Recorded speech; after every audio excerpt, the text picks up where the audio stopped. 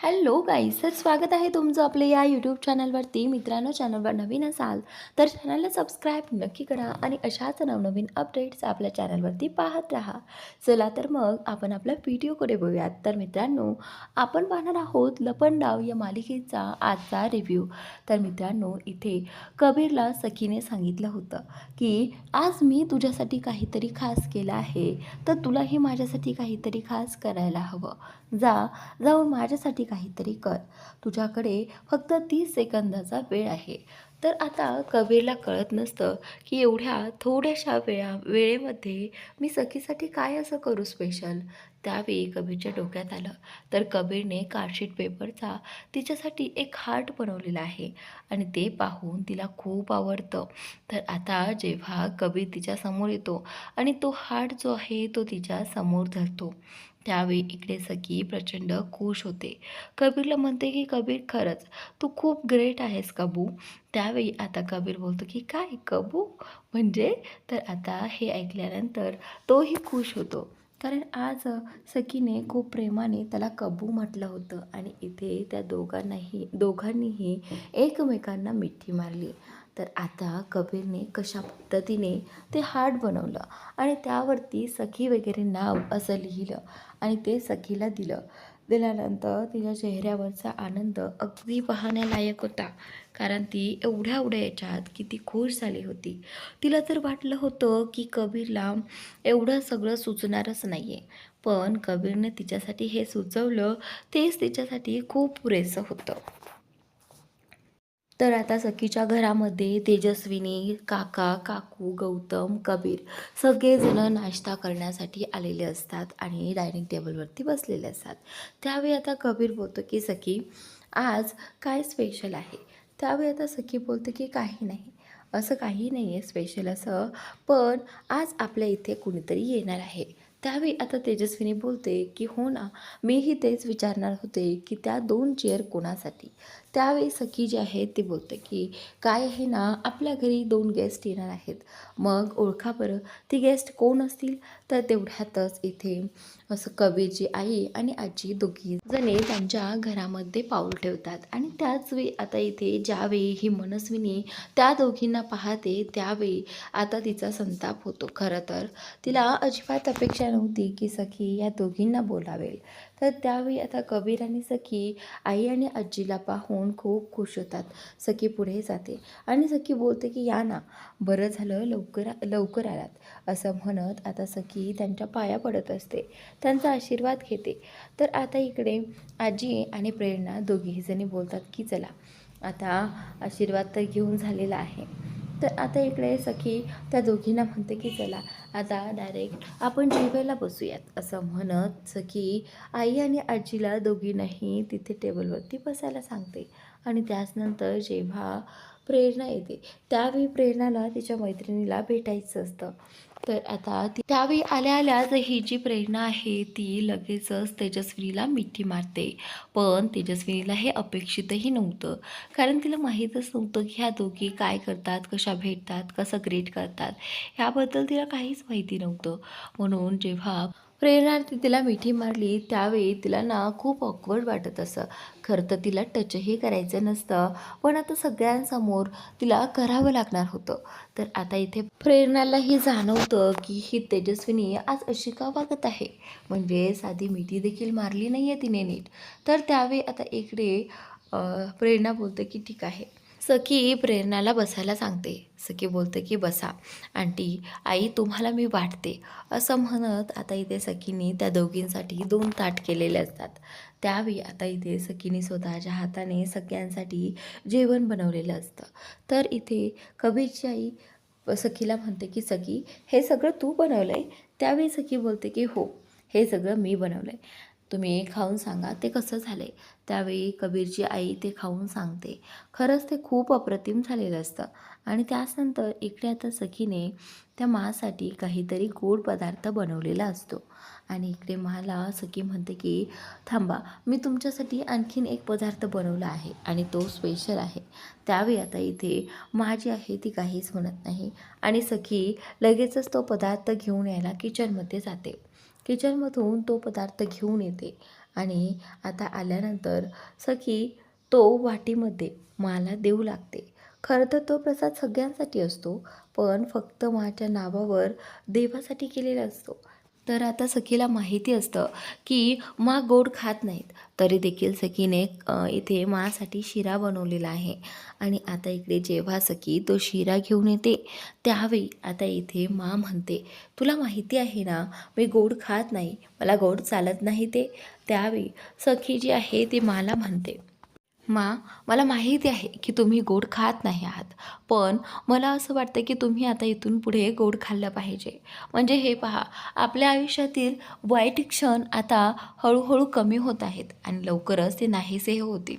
म्हणूनच तुम्ही आता गोड खायला सुरुवात केली तर काही हरकत नाही आहे.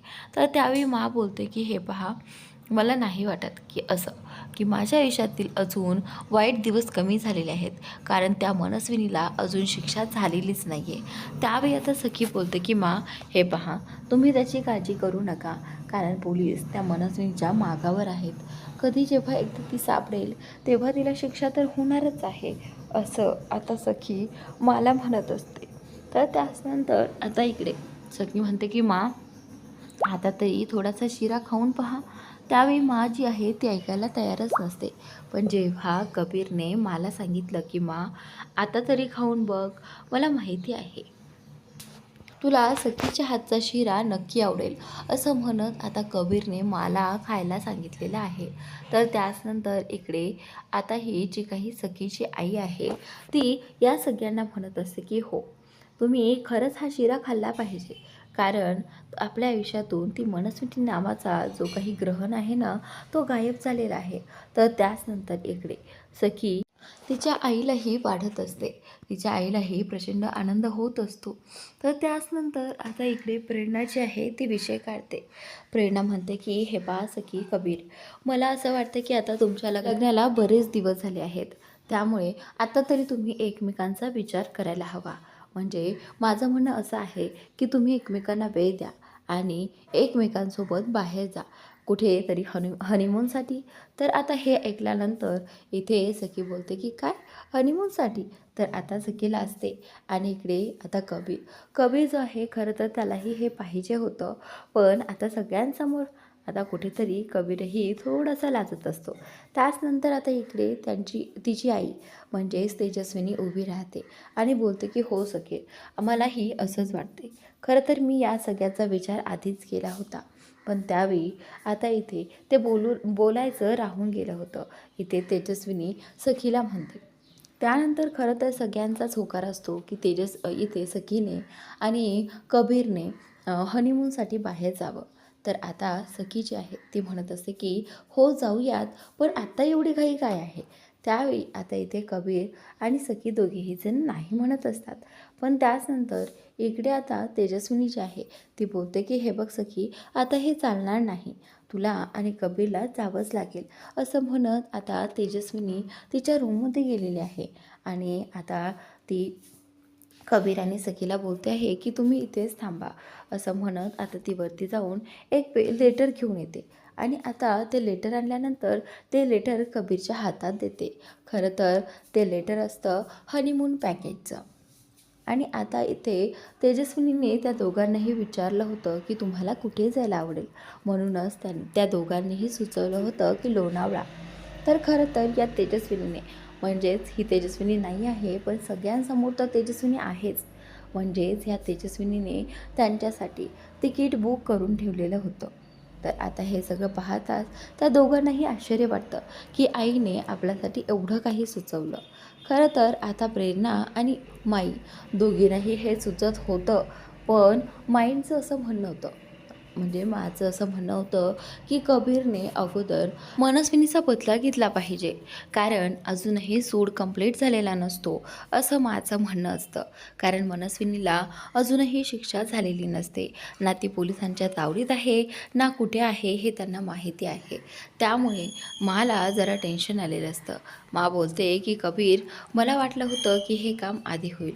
त्यावेळी आता कबीर बोलतो की हे पहा माँ, मी सगळं काही हँडल करेल, तुम्ही काळजीच करू नका. असं म्हणत माला टेन्शन न घेण्याची ताकीद इथे कबीरने दिलेली आहे. त्यावेळी माँ आणि प्रेरणा बोलतात की चला, आता खूप वेळ बसलो आणि खूप गप्पा झाल्या, आता निघायला हवं. असं म्हणत माँ आणि कबीरच्याही प्रेरणा दोघीही जणी जायला निघतात. त्याचनंतर जेव्हा त्या जात असतात तेव्हा तेजस्विनी जी आहे ती सखीला म्हणते की सखी, आता मला तुम्ही दोघांनी कुठलंही रिझन सांगायचं नाही. आता मी तुमच्यासाठी पॅकेज बुक केलेलं आहे, त्यामुळे तुम्हाला जावंच लागणार. त्यावेळी सखी बोलते की आता आम्ही तरी काय बोलणार ना. त्यावेळी आता ही काकू, सखीची काकू म्हणते बघा, मगाशीच नाही म्हणणारी मुलगी आता कशी उतावळी झाली आहे. हे ऐकताच इथे सखी काकूंकडे पाहून हसू लागते आणि म्हणते की काकू तुम्ही पण ना, हे पहा, जर आता हे तिकीट बुक वगैरे केलं नसतं तर आम्ही खरंच जाणार नव्हतो. तर त्याचनंतर इथे तेजस्विनी त्या दोघांनाही म्हणते की आता कुठलंही रिझन चालणार नाही, जा आपापल्या रूममध्ये जा आणि बॅगा भरायला सुरुवात करा, असं आता तेजस्विनीने सखी आणि कबीरला सांगितलेलं आहे. आणि म्हणूनच सखी आणि कबीर दोघेही जण रूममध्ये आलेले आहेत. रूममध्ये आल्यानंतर इकडे कबीर सखीला म्हणतो की मी खूप खुश आहे सखी, आता मला जे हवं होतं ते मिळणार आहे कदाचित. तर आता इकडे सखी त्याच्याकडे स्माईल देत काहीच बोलत नाही. खरं तर आता सखीला इथे काही बोलायचंच नसतं, तिला असं दाखवायचं नसतं की ती किती एक्सायटेड आहे वगैरे, पण कबीर ते सगळं दाखवतो. कबीर बोलतो की चला मॅडम, आता आपल्याला बॅग भरायला हवी. असं म्हणत आता कबीर त्या हिला सखीला बॅग काढायला सांगतो. त्यावेळी सखी बोलते की हे बघ कबीर, माझा ना हात पुरत नाही आहे बॅगसाठी, त्यामुळे ती बॅग तुलाच काढावी लागणार आहे. तर आता कबीर बोलतो की असा कसा हात पुरणार नाही आहे, चल मी आहे ना. असं म्हणत आता इथे कबीरने सखीला उचललेलं आहे आणि जसं की कबीर सखीला उचलतो तसं सखी ती बॅग खाली काढते. आणि आता इकडे आता बॅग काढून झाल्यानंतर कबीर बोलतो की चला, आता बॅग पॅक करा. आणि पण सखी मला सांग, मला ही बॅग हवी ना. तर त्यावेळी आता सखी बोलते की कबीर, आपण दोघे एक आहोत ना, मग दोन बॅगची गरज काय आहे. त्यावेळी आता इकडे कबीर आणि सखी दोघेही जण एकत्रच एका बॅगमध्ये पॅकिंग सुरू करतात. आणि त्याचवेळी आता इथे कबीर बोलतो की सखी, आता बघ ना, आपण तिकडे चाललो आहेत म्हणजे आपण तिकडे दोघे जण असू. तर त्यावेळी आता सखी बोलते की हो ना, आपण त्या रूममध्ये दोघे जण असू. तर आता सखी ही रोमॅन्टिक पद्धतीने त्याच्याशी बोलत असते. पण इकडे आता ज्यावेळी ती बॅग भरत असते त्यावेळी कबीर सारखा मध्ये करत असतो. आणि त्यानंतर इकडे ती खूप चिडते आणि कबीरला ओरडते की कबीर, मला हे सगळं करू देत, नाही तर आपल्याला लेट होईल. तर त्याचनंतर आता इकडे ही जी काही तेजस्विनी आहे ती आणखीनही किचनमध्येच असते आणि किचनमध्ये तिचा विचार चाललेला असतो की कशा पद्धतीने सखी आणि कबीर दोघेही जण घराबाहेर पडतील हनीमूनच्या नावाने. खरं तर या मनस्विनीला फक्त एवढंच करायचं असतं. मनस्विनीने यामागे खूप मोठा प्लॅन बनवलेला आहे आणि इकडे आता तेजस्विनीच्या प्लॅनिंगनुसार कबीर आणि सखी हनीमूनसाठी जायला तयार होतात. इकडे सखी नाही म्हणत असताना देखील आता तिला कबीरसाठी जावं लागतं. कबीरने तिच्यासाठी एवढं सगळं काही केलं आहे, आता त्याला आनंदी ठेवण्याची जबाबदारी सखीवर होती. आणि म्हणूनच आता सखी आणि कबीर दोघेही जण निघालेले असतात. आवरून खाली येतात. खाली आल्यानंतर इकडे ही तेजस्विनी, तिने एवढं छान दही साखर त्यांच्यासाठी बनवून ठेवलेलं असतं, जेणेकरून आता एकदा जातील आणि पुन्हा रिटर्न कधीच येणार नाही असं तिचं झालेलं असतं.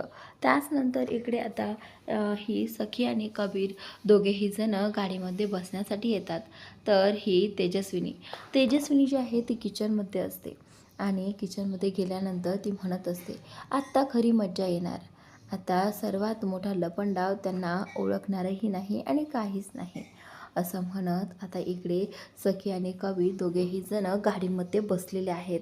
पण सखी आणि कबीरला अजिबात कल्पना नसते की या गाडीखाली या मनस्विनीने बॉम्ब वगैरे सेट करून ठेवलेला आहे.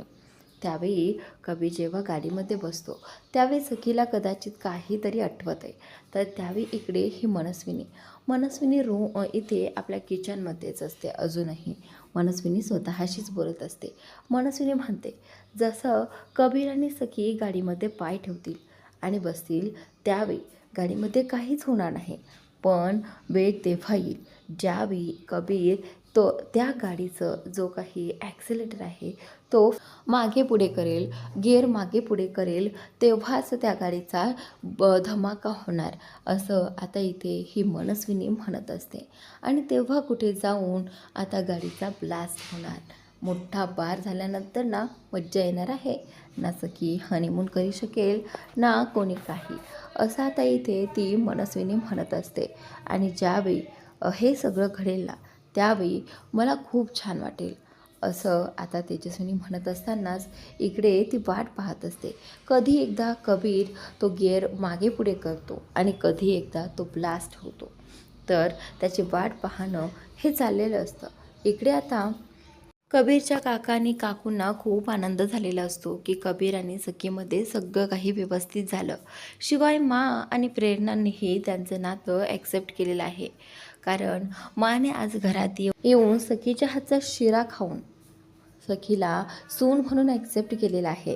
फक्त आता प्रेरणाने तिला विचारलं होतं की सखी आता सून म्हणून कधी त्या घरामध्ये प्रवेश करणार आहेस.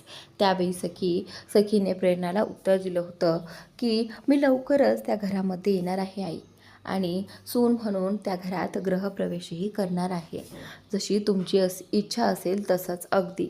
पण आई मला थोडासा वेळ हवा आहे. माझी आई मला खूप वर्षानंतर मिळाली आहे, त्यामुळे मला तिच्याबरोबर मनसोक्त वेळ घालू द्या. जेव्हा माझं मन भरेल ना तेव्हा मी तुमच्याकडे नक्की गृहप्रवेश करेल. तर आता कबीर जो आहे तो सखीच्या मतावर सहमत असतो. कबीर म्हणतो की ठीक आहे आई, तिला जसं वाटतंय ना तर घालू दे तिला त्यांच्यासोबत वेळ, असं म्हणत आता कबीर आणि बाकीचे सगळेजण ऐकत असतात.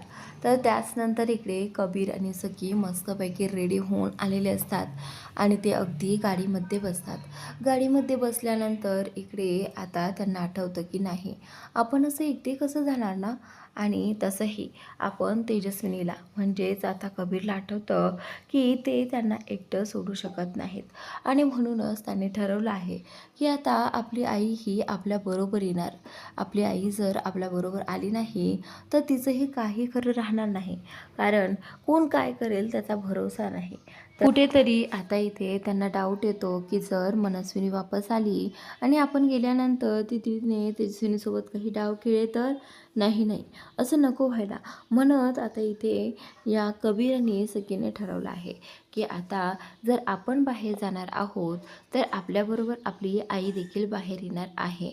असं ठरताच आता कबीर इथे सखीला पाठवतो की जा आणि तुझ्या आईला घेऊन ये, असं म्हणत आता सखी जी आहे ती गाडीत बसल्यानंतर पुन्हा उतरणार आहे. पण इकडे मनस्विनीला हे माहिती नसतं की दोघांमध्ये काय चर्चा चालू आहे. कारण तिने फक्त दोघांना हनीमूनसाठी बाहेर जायला सांगितलं होतं.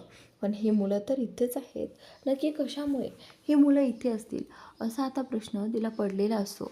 तर त्यानंतर इकडे सखी आतमध्ये जाते, पुन्हा आतमध्ये जाते आणि इकडे तेजस्विनीला घेऊन बाहेर येते. तेजस्विनी जी आहे ती सखीला विचारू लागते की सखी काय झालंय, तुम्ही अजून निघाले नाही आहात.